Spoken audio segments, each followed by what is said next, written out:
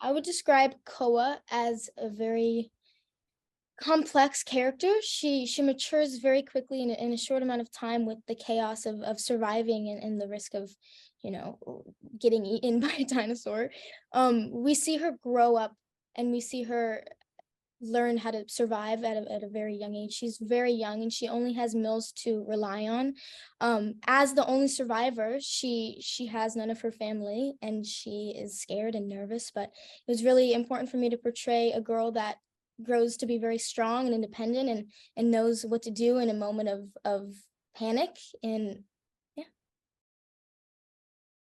Mills is a pilot and he is on his job mission transporting all of these people to another destination, and in the midst something very detrimental happens to the ship and it crash lands on a planet that he is very unfamiliar with and has no idea what it is. But as the viewers, we know it is Earth 65 million years ago, with all of the undiscovered alien creature dinosaurs and all of that fun stuff. Mills is a very intense guy and he's gone through a lot of pain, and we see that throughout the movie. He has a soft spot for Koa at the end of the day, and Koa learns to love him as well, and they have a really special, unique bond towards the end because they realize they only have each other, and they did it and they couldn't have done it without each other, and it's a really great relationship to watch. I've always been a fan of Adam's work. I think he's brilliant, as we all know. So having the opportunity to work with him was incredibly exciting for me. I was obviously extremely intimidating. I was like, Ariana, you're doing a one-on-one movie with Adam Driver. Don't mess this up. So I definitely gave myself pressure, but on the day we really just did it, and we counted on each other to just, survive the coldness and the mud and all of that. So yeah.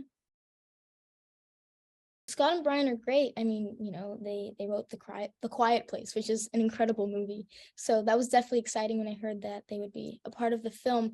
They were so passionate about this film, and they really treated it like their baby, and they've been working on it for years. So it was really important for me to do it justice and to see their vision, but also collaborate my ideas and what I think is right for my character and stuff like that. So it was really great to work with them, and they were so passionate, and they were in it, and they were cold with us, and they had sympathy for Adam and I, or just, going for it. So they were great, and they were very fun. 65 is a 90-minute thriller action-packed sci-fi joyride. Adam Driver, reason number one. There's dinosaurs, there's an incredible score. The music is amazing. It's definitely a big reason why you should see it in theaters, because the speakers and the suspense and the jump scares and all of it just has to be experienced with, in the cinema. So that's definitely a reason. And then if you want to see me get dragged and almost die and scream and cry and be dirty and bloody and sweaty, go ahead, have fun.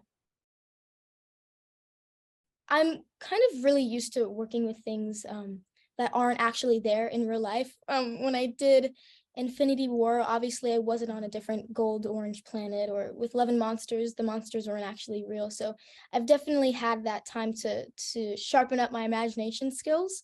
And that definitely came in handy when I was face to face with a dinosaur that wasn't actually there. Um, but yeah, I mean, everything was on location, everything was CGI. Adam and I were like, okay, this is what we're looking at, but it's a little tennis ball, so go at it. And that's what we did. So if I were to say to my friends, I'm like, look, if you want to see me go through every emotion possible, but not speak a normal language and almost die multiple times, go ahead and watch the movie. It's really exciting. Everyone loves Adam Driver. He's incredible. So I was like, dude, me, Adam Driver, in the theater, almost dying, but we survived. Go watch it. I mean, that sounds fun to me.